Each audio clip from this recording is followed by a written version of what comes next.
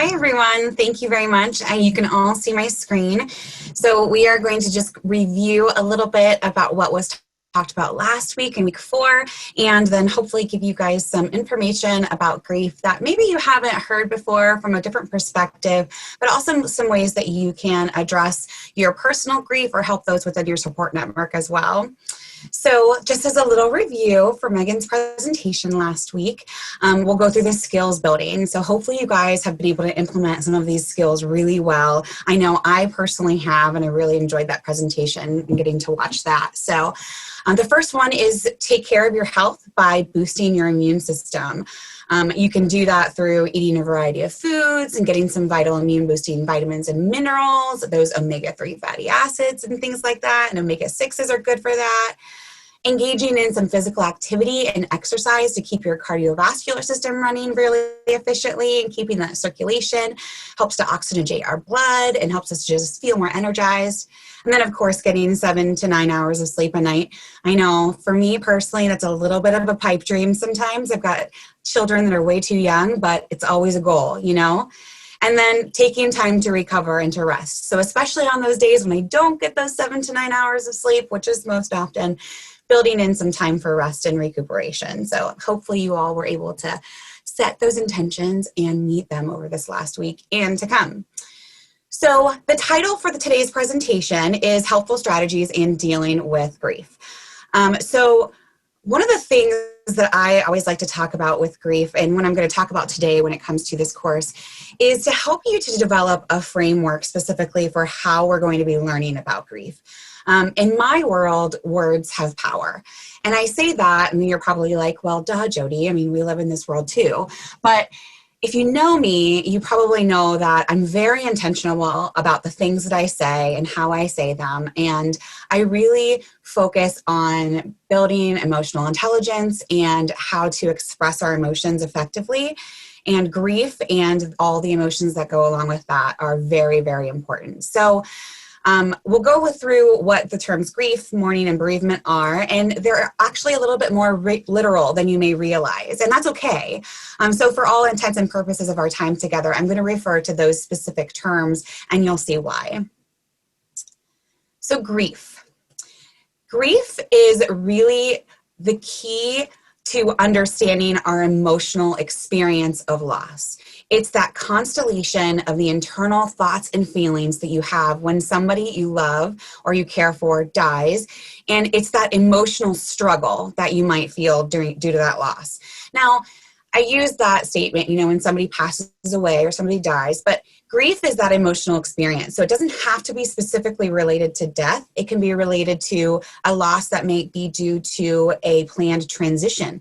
But it's still that specific experience that you might have. So you can think about it in terms of, feeling sadness, anger, guilt, and all of those things. But it can also be a manifestation of physical symptoms like having trouble sleeping or a loss of appetite or tension headaches and things like that.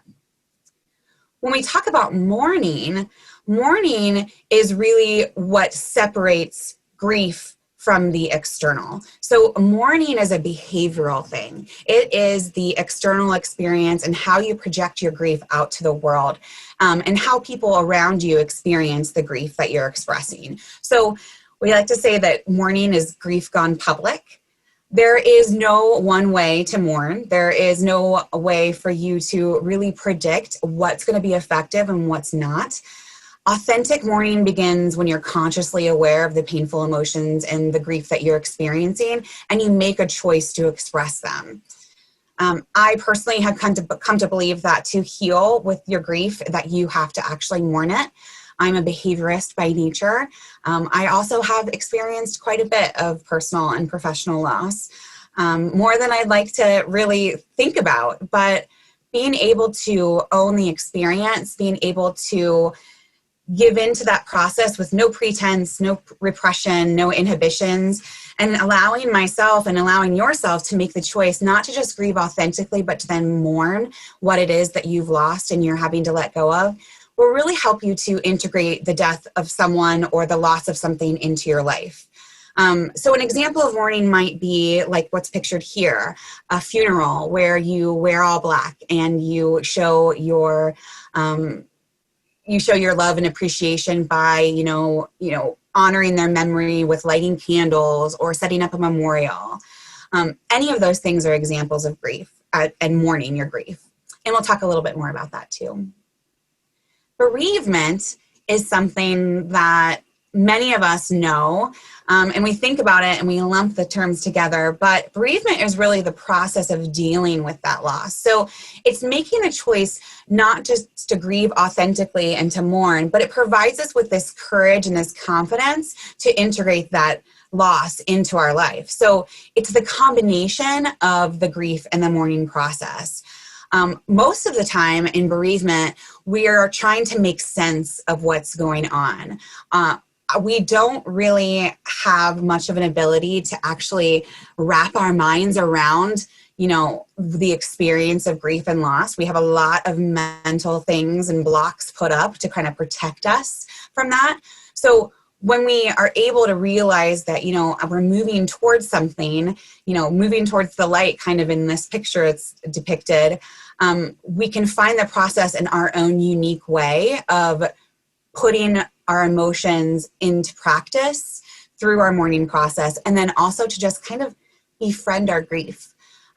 Your grief, in my experience, reflects the impact of the relationship that event, person, place, or thing had on you. And that can be a very, very positive thing. It's hard to get to the positive when you're in the middle of the pain. And most of us really want to stuff away the pain. So being consciously aware of your need to mourn doesn't mean that you're feeling sorry for yourself or wallowing in your pain. Instead, it's more authentic that you're allowing yourself to accept the experience and the natural rhythms that come with this journey. Because grief really is a journey. And we'll talk more about the cycle specifically, but it's anchored in love, and it's anchored in a need to repair and a need to heal ourselves and to heal each other as a community. So hopefully this will help you to kind of build this framework.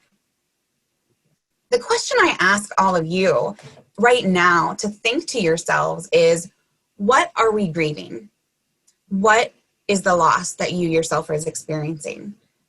And then how do you choose to mourn that grief? Just think about it for a second. Breaking it down into those behavioral components, the emotional, behavioral, and then transformative, what is it that you do or have found that's been effective? The thing to remember is that we're in the middle of a collective grief experience that we could have never foretold. The discomfort that you all are feeling, it's grief. The discomfort that I'm feeling is grief. The novel coronavirus, recent public racial injustices, the election, the loss of football, and are all causing this loss in our lives. It's a loss of health, a loss of loved ones, economic security, emotional stability, you name it. We're kind of all there. But even if you personally haven't lost any of those things, there's a collective sorrow that's lingering, and it's the sense of loss around us. And it's also a looming sense of more to come. And that uncertainty can make it intensify. So this happens on different scales for different people. A family may lose a family member or close friends or neighbors, and they may experience that mutual loss, or we can experience it in terms of a community. So I live in Westerville, and one of the ways that we experienced a pretty significant loss a couple years ago was when we lost a few of our police officers to some violence.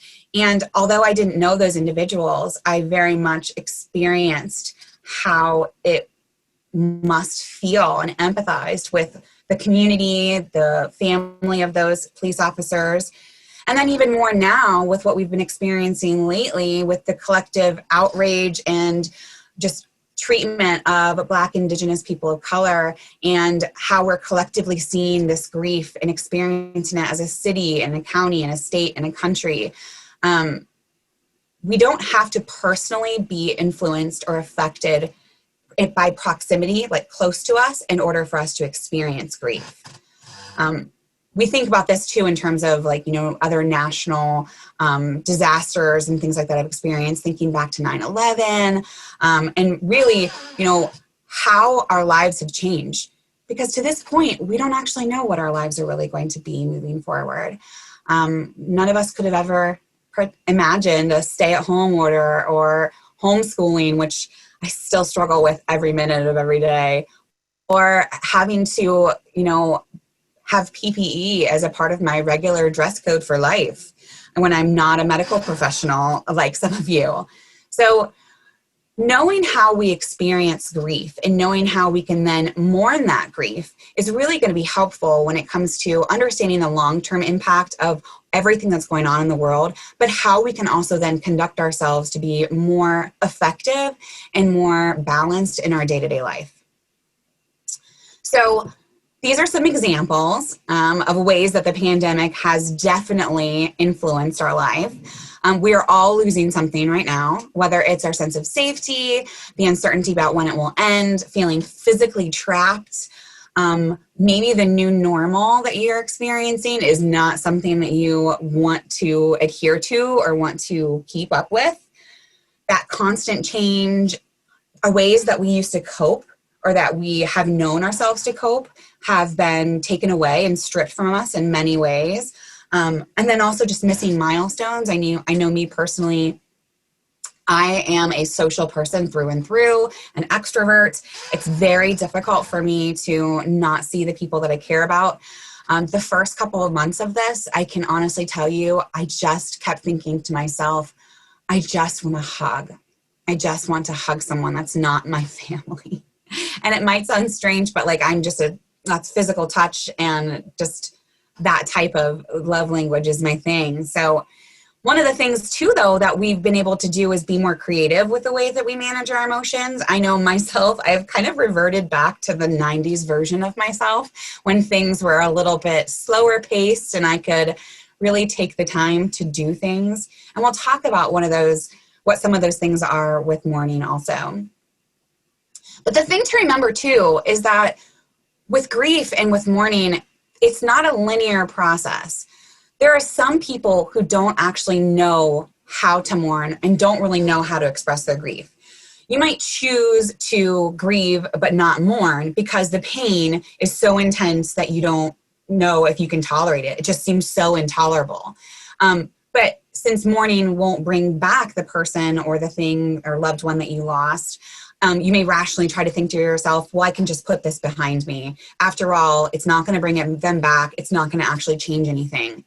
But what we know is that we need to be able to move through the emotion. And by doing things, behavioral things and tangible things like that, that can be very transformative. So we also might find that we are told to keep our chin up, carry on, keep busy, keep pushing through. You're going to overcome this. And no doubt some people may actually feel as if they're overcoming it. But sufficient time will pass, and you might think that you should be done or you should be finished. But there really is no way of being done and finished if you haven't allowed yourself to embrace that emotion and to mourn what it is that you've lost. Authentic mourning is often seen as a weakness for people or as a self-indulgence instead of a necessity. You might have been taught by your family that it's not okay to express grief in other ways. Some people have shared with me that they fear, like I said, that it would just be too much, that they'll feel like they're going crazy if they allow themselves to just experience it all. So they may decide to repress it. But once you realize that, it's going to leak out somewhere, and you can embrace the need to just own it and not keep busy and not keep your chin up, you're going to find more unique ways of expressing your love in a different way. Grieving and mourning this loss can be very empowering. And when you choose to authentically mourn, it can help you experience a time of release and renewal. And it can also help you to feel more connected to the thing that you're working to let go of. Mourning and grief is not forgetting. It's making a choice to manage the emotions through it. And it's allowing yourself to get to the other side where you can focus on the positive and remember the positive things about an individual that you lost. We are experiencing anticipatory grief. I think I mentioned that a little bit with related to, not knowing what's going to happen coming in the future. We can feel a dread and a sense of helplessness and hopelessness related to that. If you can find ways to channel the feelings of helplessness and hopelessness into activities, that can be very helpful. And I'll give you some strategies that I've been using and what's really been effective for me. I've been talking to a lot of my clients lately about this specifically. So there are 5 stages to grief. Most of us know this. You know, there's denial, anger, depression, bargaining, and acceptance. And it'd be nice if they went in this perfect little loop and we could absolutely predict which way they go. Oh, I'm done with denial now. Now I'm going to be angry. Angry and anger are done. Sweet. Here's depression. And then we just move. It doesn't work that way. It's very non-linear. It's circular, but it bounces around and it's more of like a star than anything else. And it's really hard to know. There are lots of different theories about what the stages of grief really are and how you can progress through them. But it can be very helpful for you to kind of take a minute to examine how you're experiencing your own grief process. And then in different phases, how the mourning might be something that you would adapt depending on what phase that you're in. So we won't spend too much time on that, but keep in mind, most of us know the information about the stages of grief. I had a pretty significant loss almost 3 years ago in my life. I lost a dear friend to suicide. And I remember I was so distraught for a very long time as a mental health professional, as a person. It just affected me in a lot of different ways. And I can tell you that I knew that the loss of that individual would affect me, but I didn't expect the ways that it would influence me. And this picture that you see here is actually a post of mine. It's a post of mine that I put on a grief support group. And I found it, and it still sticks out to me because the one thing that I think to myself and that someone said to me that stuck, and I don't know why to this day, was you can't force emotion. You have to let yourself be consumed by it, at least for a little while. And it was true, incredibly true. The simplest way to manage an emotion is to move through it, and grief is no different, but we just get stuck sometimes.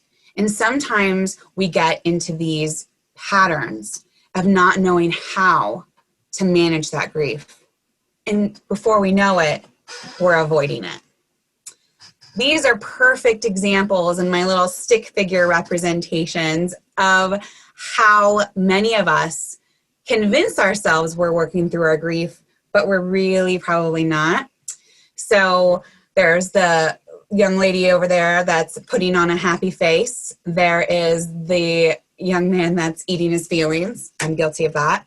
There is the very interesting phenomenon for women specifically, or female and gendered and identified individuals, that they will want to change their environment. They will focus on a lot of task orientations and keeping things very specific.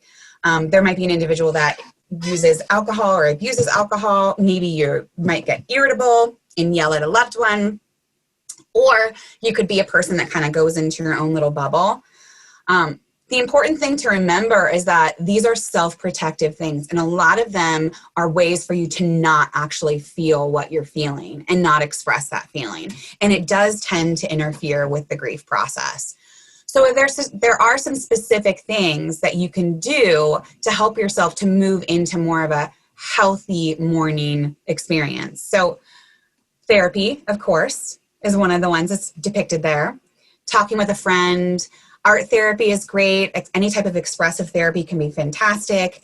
Meditation is one. Exercise, visiting a gravesite or paying homage to that point and person in your life.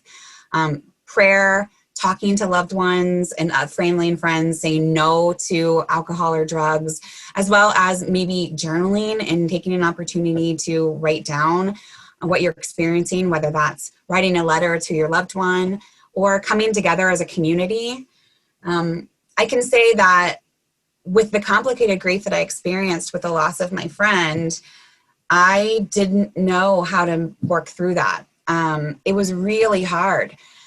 And even now, there are points when I will honestly write an email to her and send it out into the ether. I know where it goes. It goes nowhere. It goes to a non-existent email box, or maybe it still exists. I bet by now Google has deleted it, but I don't do it because it's going to be received. I obviously know that it won't be, but I do it because it's a release and it helps me to take it outside of me. It helps me to express it in a different way. The thing to remember when it comes to grief is that we're working towards acceptance. That's the goal. Acceptance is about becoming normal again, so to speak. You know, you're never really normal again. And I'm not a big fan of that word normal, but it's accepting that this is permanently gone. Whether it's a phase of your life, whether it's an individual, whether it's a person, place, or thing, it doesn't matter. I have 3 children, and my youngest is a baby, and he turned 1 last month, and he has been doing wonderful, but it's been really difficult to kind of mourn that loss. I knew in anticipation that this was going to be hard for me. I had my coworker retired. One of my closest coworkers retired last year. I knew that transitions, and like that one, are hard for me. And I allowed myself to mourn that process and to embrace the emotions as I was experiencing them beforehand, during, and after. And that's really what we have to do. So when you're trying to figure out how to experience this and how to express your grief through mourning, and when you're trying to help figure out how to support others, there are some tips that I want you to remember. So truthfully, just do it. Just text them. Just reach out to them. Say something. Even if you don't know what to say that. Avoid using cliches. Avoid, expressing understanding or empathy or a comparison of yourself, because it's not about you. But volunteer to help them. And when you volunteer to help someone, volunteer to do something very specific. Because most often what happens is you may ask the grieving person, is there anything I can do for you? And you mean it. You really mean it. It's coming from this place of love and care. But that individual that is so overcome with emotions has had their logical brain check out. So to be able to actually tell you tangibly, this is what I need you to do, is very, very difficult. So if you are offering or you're wanting to support and help, do something specific. Can I go pick up your dry cleaning for you? Can I bring you dinner? Can I bring some takeout to you? Can I help you fold your laundry? Can I let you take a nap? Whatever those things may be, but be as specific as you possibly can. When you're interacting with someone, the formula is pretty straightforward. So refer to the deceased person by name. A natural tendency is to not want to talk about the individual because of fear of making things worse. And that's understandable. It's not typically true. A lot of times people want safe space that they can actually talk and laugh and cry and be angry and all of those things. When you offer your condolences, offer that sympathy. I can't imagine what you're going through. Share a positive memory or characteristics of the individual to help remind the grieving person of the positives too. Like I said, offer help, but then express support, whether it's I'm always here for you, I'm thinking of you, I'm praying for you, all of those things. Managing your grief in a behavioral way and mourning that way can be very helpful. I personally have found that finding tasks that have a beginning and an end that have a controllable outcome is very, very helpful. I've been finding myself doing a lot of gardening and a lot of yard work because I feel powerless about my life, but I can rip all these weeds out and feel really good. What else? I renovated my office. I 2 weeks ago completely reorganized all of the bedrooms in my house. And it might sound strange, but it helped a lot. It helped a lot for me to feel like the environment I was in was mirroring the change and the upset that I was experiencing internally. So just keep that in mind. Try things, do things behaviorally. And by all means, if you have trouble, reach out for support. These are the skills that I want you to focus on. and understanding for this next week and to think about that bereavement is the expression of grief through mourning, and that you're growing towards acceptance. Just reach out to people already. You're not going to say the wrong thing, and they want to hear from you. The hardest thing is when a couple months pass and the transition is over and nobody sends cards anymore and nobody reaches out anymore. Be that person to just send a message. Check in with yourself regularly and where you're at with your process. Know what your resources are, but then also understand that it's an ever-changing process and it is predictably unpredictable. But when you are experiencing those negative emotions, when you are experiencing emotions in general and grief, ask yourself what it's trying to tell you. One of the ways that I did this with my friend is that I allowed my grief to tell me that I needed to spend more time cultivating the relationships that meant something to me in my life and to realign my values according to that. I am a person that yearns for connection. And I did my best and continue to do my best to fulfill that. And that's the lesson I learned from losing my friend. And I'm still learning it over and over. I hope that's helpful to you all. Thank you so much for participating today. I think we'll open it up for questions. Next week, there's another topic about healthy nutrition practices and know why now and how to do it. Does anybody have any questions for me? We do have some questions. We'll do our best to get through all of them. No, that's okay. So the first one is, any suggestions for mourning a parent you've lost due to Alzheimer's, but who is still alive? Oh, that's a very difficult situation because it's such an extended grief process. I always tell people that's one of the hardest situations because they're vanishing before your eyes. This might sound strange, but sometimes scrapbooking, sometimes finding ways to embrace and enjoy the nuances of your interactions with them. So I think of my mother's best friend, passed away a few years ago from Alzheimer's. And one of the things that we did a lot that she did was just like putting scrapbooks together, but also embracing like this sassy side of her that came out, like the teenage side. It was kind of funny, but doing something to mark the time to help yourself remember, to help them remember, it can be helpful. Another question. What if acceptance isn't really an option? Right now, with everything going on, acceptance won't solve anything, COVID and racial tensions, in parentheses. So how do you manage that grief of injustice and bad disease management and also still do the work to fix your small part of the world?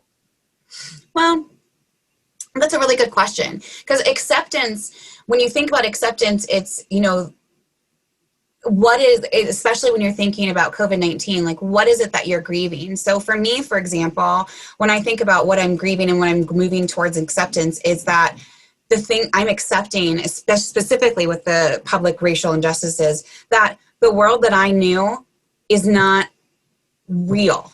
That my reality, because I'm educating myself, because I'm working towards becoming anti-racist, because I'm trying to understand all of the things that are happening in the world, it's a matter of accepting that this is where I was and this is where I want to be. So it's more of a forgiveness from the past transgression for myself. And it's so personal. Acceptance is so personal.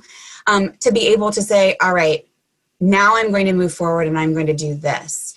Acceptance for each person is taking in the intensity, but letting it transform you into something better.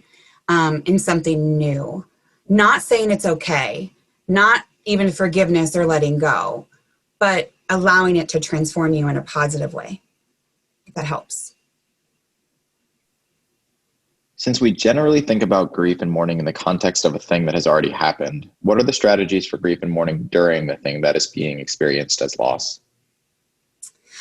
So that's a really great question. It's a similar question to the Alzheimer's question, actually. So if you are a person like myself and you know that transitions are hard and you're in the midst of this, a lot of it is being able to acknowledge what you're feeling in the moment.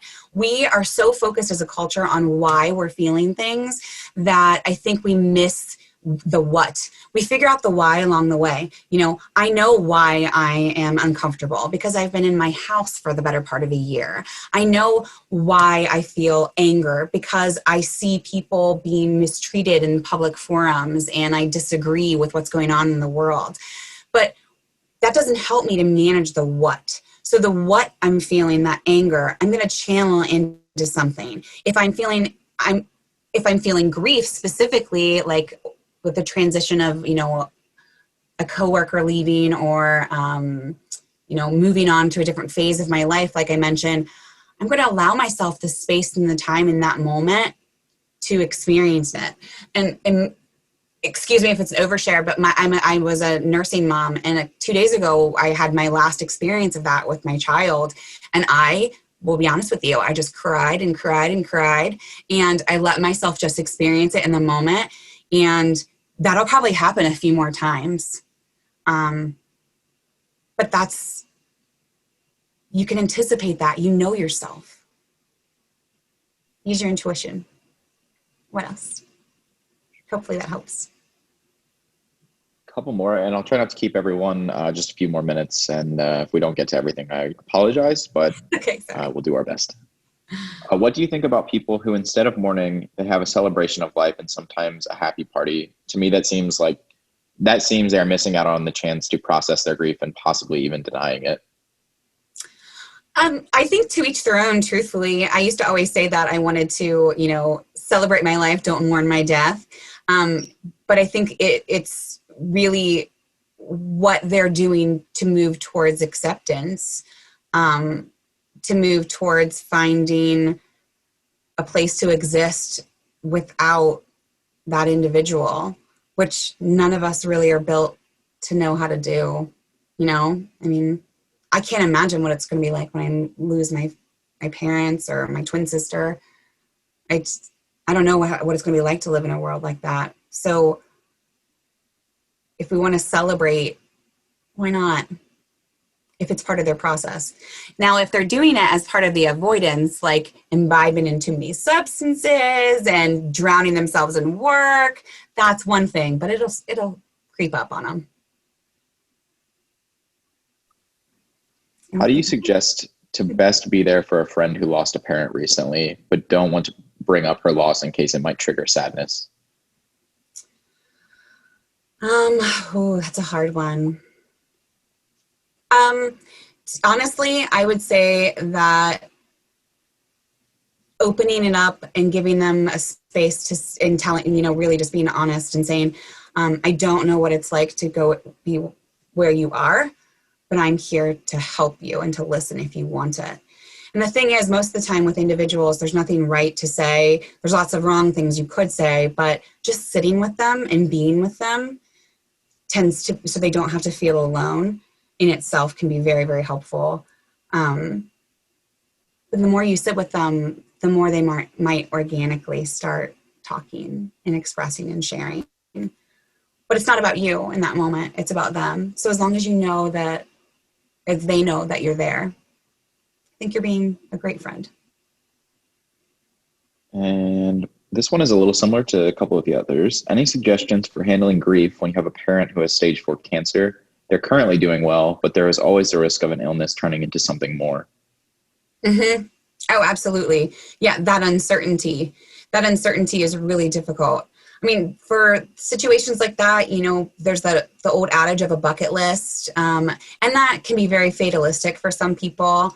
But my suggestion would be to start doing more of a values clarification exercise with yourself, you know. So like I gave that example with my friend, it's hard.